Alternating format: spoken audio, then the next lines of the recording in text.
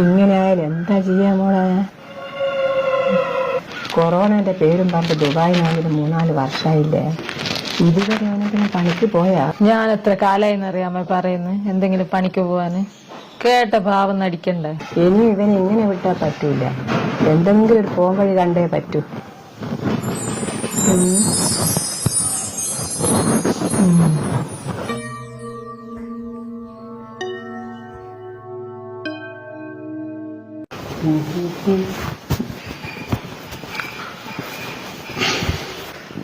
എന്നാ പിന്നെ അമ്മേ ഞാൻ ജോലിക്ക് പോയിട്ട് വരട്ടെ.